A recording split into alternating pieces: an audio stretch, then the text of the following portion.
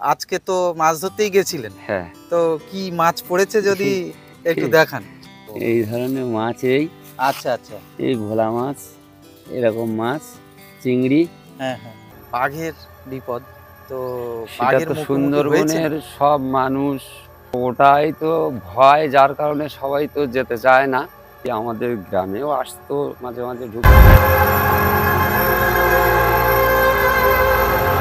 নমস্কার বন্ধুরা, আমরা এই মুহূর্তে রয়েছি সুন্দরবন জঙ্গলের খুব কাছাকাছি একটি গ্রামে, জেমসপুর গ্রামে। আমার পিছনে যে নদীর বাঁধ দেখা যাচ্ছে, বাঁধের পরেই হচ্ছে নদী, আর নদীর পরেই সুন্দরবনের জঙ্গল। তো এই গ্রাম থেকে প্রচুর মানুষ নিয়মিতভাবে সুন্দরবনের জঙ্গলে মাছ কাঁকড়া ধরতে যান, মধু সংগ্রহ করতে যান। আমরা এখন এমন একজন মানুষের সঙ্গে কথা বলতে চলেছি, উনি নদীতে মাছ ধরেন এবং অন্য সময় জঙ্গলে কাঁকড়াও ধরেন। তো ওনার কাছ থেকে মাছ কাঁকড়া ধরার পদ্ধতি সম্পর্কে আমরা জেনে নেব। হ্যাঁ, প্রথমে জেনে নেব আপনার নাম। আমার নাম অমিত হালদার। আমি সুন্দরবনের প্রত্যন্ত গ্রাম জেমসপুর গ্রামে বাস করি হুম এবং এখানে জীবিকা একমাত্রই মাছ কাঁকড়া ধরে হুম জীবিকা নির্বাহ করতে হয়। হুম এবং আমরা ওই নদীতে জাল টানা দিয়ে চিংড়ি মাছ বা ওই ধরনের ছোট বড় মাছ যেটা পাই সেটা গ্রামে বা অন্য অন্য বাজারে টুকটাক হুম। বিক্রি করি। এখন তো মাছ ধরছেন, আর ওই কাঁকড়া ধরার পাশ পেয়ে গেলে তখন? হ্যাঁ, অন্য যে টাইমটা যখন এখন সুন্দরবন হুম। সজনেখালি অফিস থেকে এটা হচ্ছে বন্ধ আছে 3 মাসের জন্য। কাঁকড়ার পাশটা বন্ধ আছে? হ্যাঁ, বন্ধ আছে। আচ্ছা আচ্ছা। এবারে যখন ওটা খুলে দেবে তখন হুম। আবার এই 3 মাস পর থেকে আবার ওই মাছ কাঁকড়া ধরার সুযোগ পাবো আর কি। আচ্ছা আচ্ছা, তো এখন যে মাছটা ধরছেন, চিংড়ি মাছ আর কি কি মাছ পড়ে? চিংড়ি মাছ, ফ্যাসা মাছ, ভোলা মাছ, ও। এই ধরনের গাগরা ট্যাংরা এই ধরনের মাছ ও আচ্ছা পাওয়া আচ্ছা। যায়।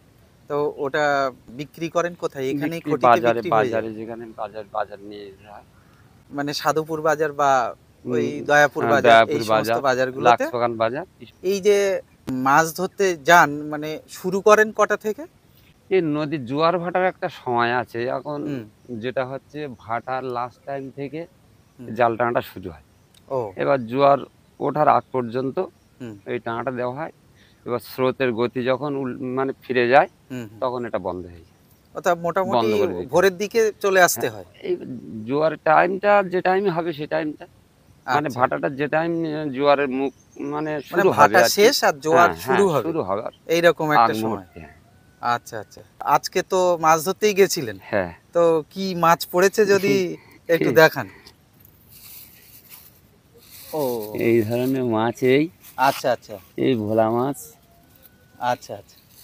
এরকম মাছ, চিংড়ি। হ্যাঁ হ্যাঁ। তাহলে চিংড়ি, মোটামুটি হ্যাঁ অল্প স্বল্প মাছ হয়েছে হ্যাঁ, আজকে? আজকে মাছ হয়নি ভালো। আচ্ছা। যেটা হয়েছে হয়েছে, দুজন হুম। গিয়েছিলাম মোটামুটি। ও। হ্যাঁ, ও, দুজন দুজনে গিয়েছিলাম। গেছিলেন? তিনজন আচ্ছা। তিনজন করে যাওয়া প্রয়োজন, তা হ্যাঁ। লোকজন পাওয়া যায়নি আর কি। ও। সবাই একটু ওই ধান টান ফেলছে টুকটাক যা জমি আছে, আচ্ছা আচ্ছা। তা লোকজন পাওয়া যায়নি, যার কারণে আমরা দুজন গিয়েছিলাম। আর ওই পাঙাশ মাছ বা? পাঙাশ মাছটা সেটা আর একটু বড় টাইপের জাল, যেটা পাতলা জাল বলা হয় আমাদের এখানে, ও ওই টাইপের জাল ফেললে বাদ। আচ্ছা আচ্ছা, মানে আজকে যেটা হ্যাঁ, ফেলেছেন ছোট এটা মাছের ছোট জন্য? মাছের জন্য, মানে মিডিয়াম টাইপের চিংড়ি মাছ, এক কথা চিংড়ি চিংড়ি মাছের মাছ জন্য। ধরার জাল? হ্যাঁ হ্যাঁ। এইখানে কতটা জায়গা জুড়ে যান? এখন তো জঙ্গলে ঢুকছেন না? খোলাখালির মুখ থেকে আচ্ছা। একদম সজনেখালি মানে পাখিরালার একদম কিনারা পর্যন্ত, মানে জাল টানা দিয়ে নিয়ে যেতে হয়। ও আচ্ছা, এই সিস্টেমটা হচ্ছে কোনো গ্রাপি বা কোনো না কাঁটা না থাকবে না না? না না, এক জায়গায় থাকবে না থাকবে না জালটা? জাল। জাল ফেলতে হবে, আস্তে আস্তে জাল যাবে, নৌকা তার সঙ্গে নিয়ে যেতে ও, হবে। ভেসে ভেসে ভেসে ভেসে জাল যাবে, চলে যাবে? চলে যাবে। সরু ফাঁসের জালটাই প্রতিদিন ফেলছেন, না না না, বড় ওই ফাঁসের মাঝে জালও মাঝে ফেলেন? বড় বড় ফাঁসে ফেলা হয়। আজকে সরু ফাঁসটা ফেলা হয়েছে। তো ও এটা চিংড়ি মাছের জন্য আর কি। আচ্ছা আচ্ছা, ওটা সব আলাদা আলাদা আলাদা আলাদা ফাঁস জাল, রয়েছে আলাদা মাছের বিভিন্ন জন্য। মাছের হ্যাঁ, জন্য। যখন কাঁকড়ার পাশ পাবেন, কাঁকড়া ধরার কাজে জঙ্গলে কতজন যান এক এক নৌকোয়? এক এক নৌকায় 3 জন করে যাওয়া হয়। 3টে মাস বন্ধ থাকে এই বর্ষার মরশুমটা, হুম হুম। কারণ মাছের বাচ্চার জন্য, বাচ্চা মানে ডিমের যে পোনাটা যেন নষ্ট না হয়, আচ্ছা। সেই জন্য বন্ধ করে রাখি। ওই দিক জন্য থেকে ভালো যে জঙ্গলের ভিতরে যাওয়া হয়। যে ডিমটা হলে হ্যাঁ, পরবর্তীকালে সেখান থেকে আরো বেশি পরিমাণে মাছ কাঁকড়া মাছ পাওয়া কাঁকড়া যাবে। পাওয়া যায়। আচ্ছা। এমনি বড় নদীতে যায় টুকটাক মাছ মারা হয়, তাছাড়া এখন এই 3 মাস বন্ধ। কাঁকড়া ধরতে কতটা ভিতরে চলে যান অনেক জঙ্গলের ভিতরে? ভিতরে যেতে হয়। আচ্ছা, এই যে 3 মাস বন্ধ আছে, তারপর প্রথম যখন পাস দেবে, এই 3 মাস যেহেতু কেউ ঢোকেনি খুব বেশি, হুম, তখন একটু কাঁকড়া বেশি বেশি পাওয়া হয়, যায়। একটু বেশি হয়। দোনের চারা কি চারা ব্যবহার করেন? এখানে ওই এক ধরনের কুচে মাছ টাইপের মাছ আছে, আচ্ছা, সেই মাছটাও বাইরে থেকে ওরা দিয়ে যায়। ও যারা সেই চারাই কাঁকড়া আপনারা কেনে কিনে সেই নেন। চারা, হ্যাঁ সেই চারা কিনে সেটা দিই। যেটা বড় বিপদ হচ্ছে জঙ্গলের ভিতরে যে বাঘের বিপদ, তো সেটা বাঘের তো মুখোমুখি হয়েছেন? সুন্দরবনের সব মানুষ, ওটাই তো ভয়, যার কারণে সবাই তো যেতে চায় না। যারা যায় তারা ওটা মানে খুব কষ্টের মধ্যে দিয়ে যেতে হয়, চোখটা ঠিকঠাক চোখে দেখে কোনো অসুবিধা হলে সেটা নিরাময় করতে হয়, সেটা সাবধানে যেভাবে করা যায় সেভাবে সবাই চলে।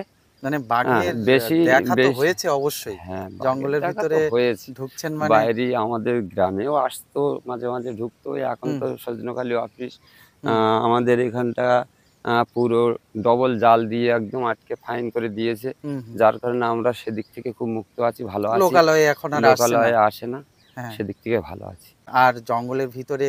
তাই এমনি তো দেখা যায় ওটা, হ্যাঁ। তখন সাবধানে সেদিক থেকে ফিরে আসতে হয়।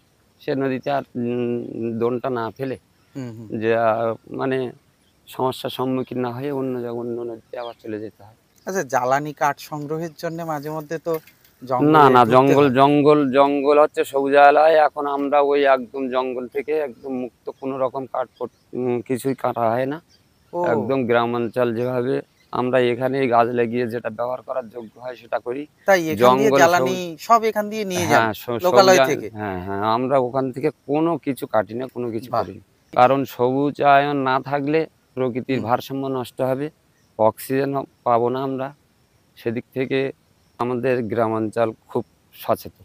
বাহ, এটা খুব ভালো লাগলো আপনার মুখে শুনে যে শুধু মাছ কাঁকড়া ধরা না, তার পাশাপাশি সুন্দরবনকে কি করে বাঁচিয়ে রাখতে হবে সে বিষয়েও আপনারা চিন্তা ভাবনা করেন। অবশ্যই।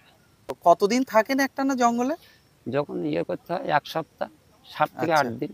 ওই সব জ্বালানি, চাল, সব খাবার বাড়ি দাবার থেকে, সব সব বাড়ি থেকে, নিয়ে যান? সব বাড়ি থেকে। আচ্ছা আচ্ছা।